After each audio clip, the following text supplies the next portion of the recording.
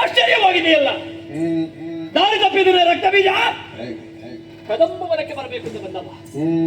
ಇಲ್ಲಿ ನೋಡಿದ್ರೆ ಯಾಕೆ ಹೀಗೆ? ಕದಂಬವನದಲ್ಲಿ ಕತ್ತಲೆ ಆವರಿಸುವುದು ಅಂತ ನಾ ಕೇಳಿದ್ದೇನೆ. ಇಲ್ಲಿ ನೋಡಿದ್ರೆ ಕೋಟಿ ಸೂರ್ಯನ ಪ್ರಭೆ, ಪರಸ್ಪರ ವೈರ ಭಾವದಲ್ಲಿ ಕಾದಾಡಬೇಕಾದ ಕಾಡು ಪ್ರಾಣಿಗಳು ಎಲ್ಲವೂ ಸಹೋದರಿಯ ಭಾವದಲ್ಲಿದೆ. ಅಲ್ಲಿ ನೋಡಿ, ಒಂದು ಆನೆ ಒಂದು ಸಿಂಹ ಜೊತೆಯಾಗಿ ಆಟ ಮಾಡ್ತಾ ಇದೆ. ಈ ಕಡೆಯಲ್ಲಿ ಒಂದು ಹುಲಿ ಮತ್ತು ಹುಲ್ಲೆಯ ಬೆನ್ನನ್ನು ಹುಲಿಯನ್ನು ನೇವರಿಸುತ್ತಿದೆ. ಹಾವಿನ ಹೆಡೆಯ ಕೆಳಗೆ ಮಂಡೂಕಗಳು ವಿಶ್ರಾಂತಿಯನ್ನು ಪಡೆಯುತ್ತಿದೆ. ಇಲ್ಲಿ ಆನೆಯಾಗಿ ಇಲ್ಲಿ ಇಡುವುದಿಲ್ಲ, ಸಿಂಹ ಗರ್ಜಿಸುವುದಿಲ್ಲ. ಮುಳ್ಳಿನ ಮರದಲ್ಲಿ ಸುವಾಸನೆ ಬೀರುವ ಸಮಗಳು. ಯಾಕೆ ಈ ಪರಿವರ್ತನ? ಅರ್ಥವಾಯಿತು. ಕದಂಬವನ ಮೆರೆವ ಕದಂಬವನವಾಗಿದೆ. ಕದಂಬವನ ಮೆರೆಯಬೇಕು ಅಂತಾದ್ರೆ ಮೆರೆಯುವವಳು ಬಂದು ನೆಲೆಯಾಗಿದ್ದಾಳೆ. ಬಹುಶಃ ದೇವಿ ಬಂದು ಹಾಡುವುದಕ್ಕೆ ತೊಡಗಿದ್ದಾಳೆ. ದೇವಿಯ ಹಾಡು ಕೇಳುವಾಗ ವೈರ ಭಾವ ಬರುವುದಕ್ಕುಂಟು. ಹಾಗಾಗಿ ಸಾತ್ವಿಕ ಭಾವ ಬಂದ ಜಾಗ ಸರಿಯಾಗಿದೆ. ದೇವಿಯನ್ನು ಕಾಣಬೇಕು.